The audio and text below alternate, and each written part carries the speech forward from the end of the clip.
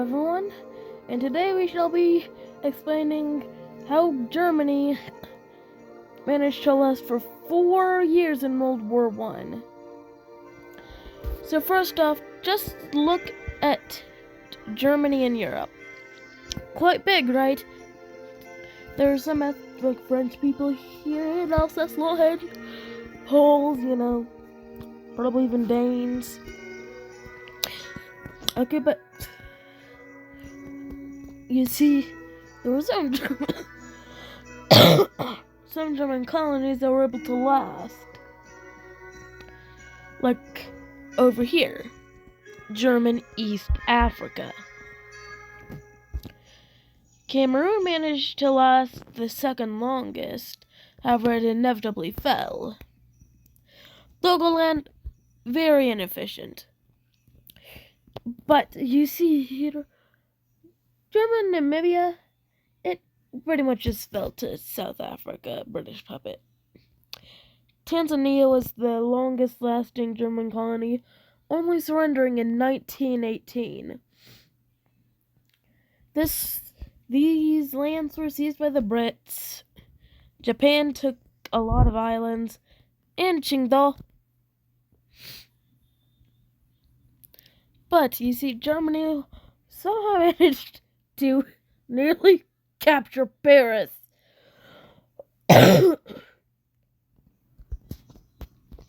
You see, Germany was really strong, but they just weren't ready enough for a massive world war. They were very industrialized, sure, but you see, the Schlieffen Plan had some flaws. The original was near perfection. There were just more troops over here in Eastern Prussia that were desperately needed to capture Paris, turn around, and destroy the French army, forcing a swift French defeat before defeating Russia. That was the original Schlieffen Plan.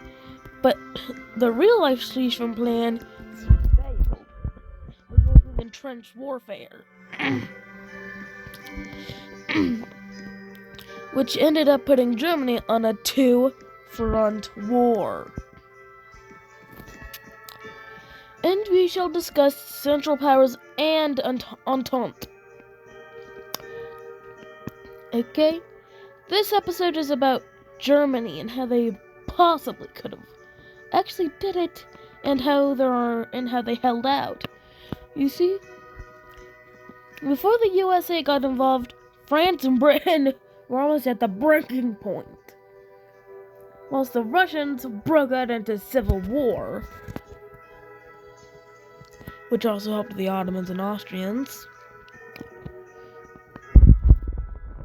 Or did it? But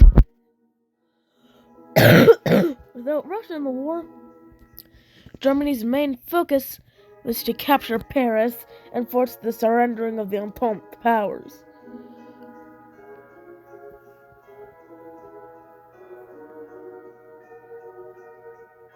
Which wasn't very easy.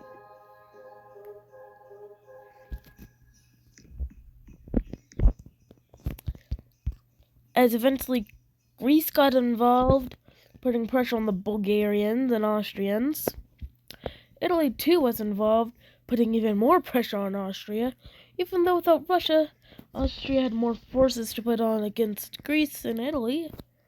But still, Germany was extended very far, having to control Ukraine, as well as the Caucasus.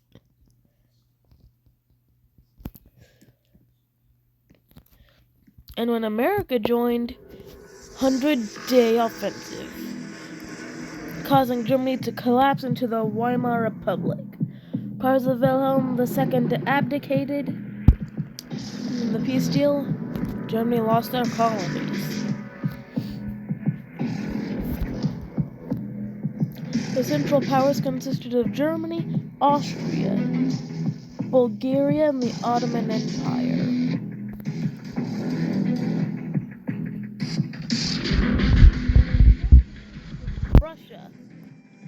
Serbia, Romania, Montenegro, Italy, France, Britain, America, Portugal, most of the Americas too.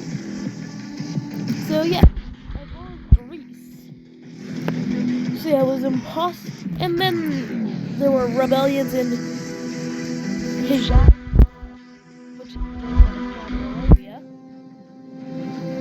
and all the Ottomans were on the verge of collapsing.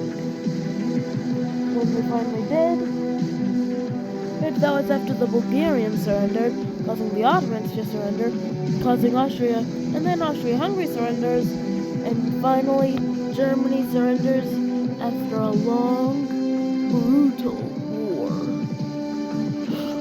4 years of conflict,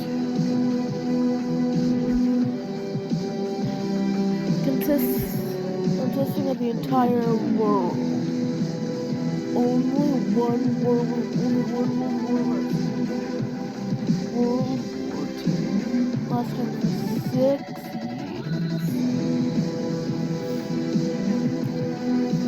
In short, Germany had to deal with multiple fronts, which they hoped they didn't have to. And when Russia announced they had begun mobilizing, they had already been mobilizing.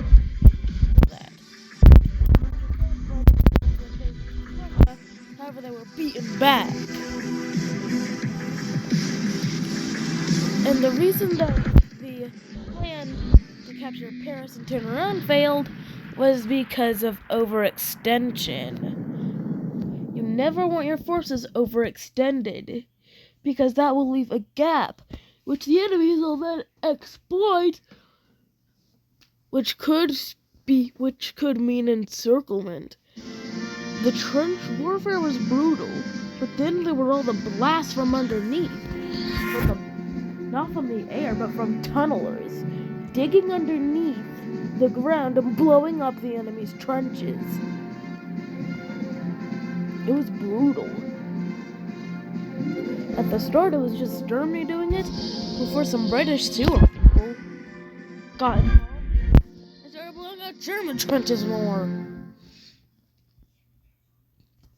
From all over the world, Canadians, South Africans, Australians, New Zealanders, Malaysians, Rajans, or Indians, Pakistanis, Burmese, and Bengalis. Heck, even China got involved, even though they were divided. And you see these two things here? Occupied territory. The bit I'm standing on is for Japan, and this bit I'm standing on now is for Russia. You see, Germany could have won, but you see, if America once America was involved, it was near zero. The only chance Germany had with America involved was before American troops started to arrive in large numbers. So in short, Germany had to launch brutal offensives, costing Germany more and more men, while the Entente got better and better at halting them and stopping them, meaning that Germany gained less and less ground every time.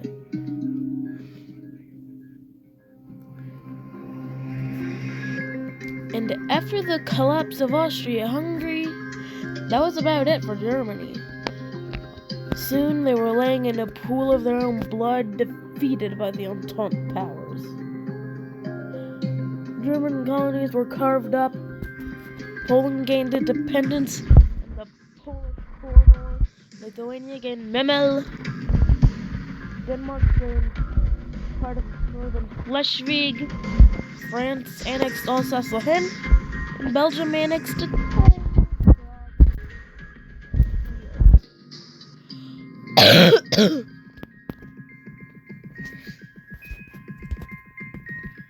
The war was brutal for Germany.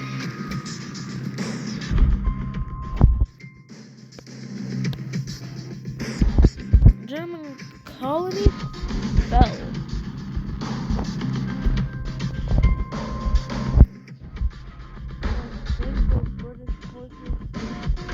Invasions of colonies. Belgians too launched invasions.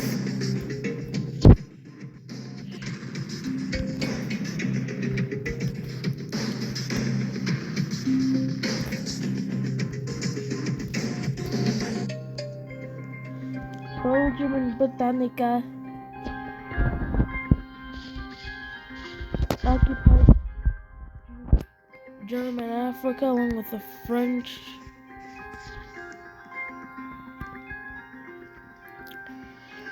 You see, it was just not good for Germany, but some of them still managed. So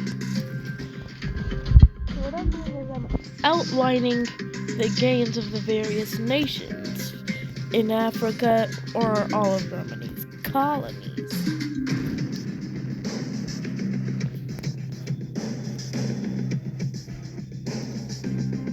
Not really though.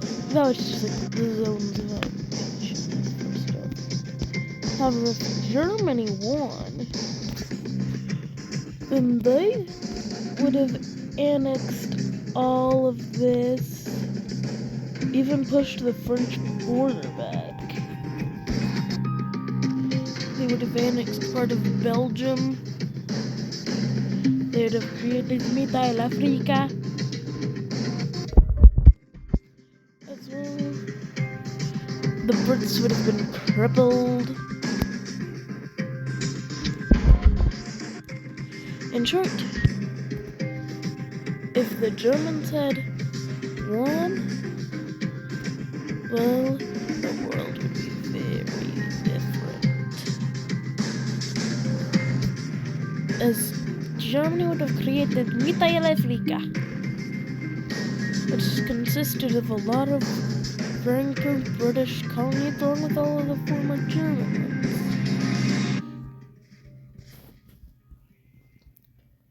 Mittelafrika. Germany would have created Mittelafrika. Annexed Luxembourg and part of Belgium. Pushed the border with France back. Probably gained some Polish lands as well. So yeah, Germany could have potentially won. However, you see, the best way they would have won is Schlieffen Plan actually worked, and then the German soldiers would have been home by Christmas. However, it got stalemate. They got stalemated. And America eventually got involved. Which meant that Germany was desperate, forcing them to go on the offensive and try to take Paris before it was too late. But by now it was. Germany was exhausted from the British blockade. Not even the fertile lands in Ukraine, which it had just gained, were enough. They were taking resources too slowly. The first of the war on the Central Power side, Bulgaria, who surrendered first, followed by the Ottoman Empire, followed by the Austro-Hungarian Empire, followed by the Empire of Germany, and all the puppets that they had. And so, Germany lost territory.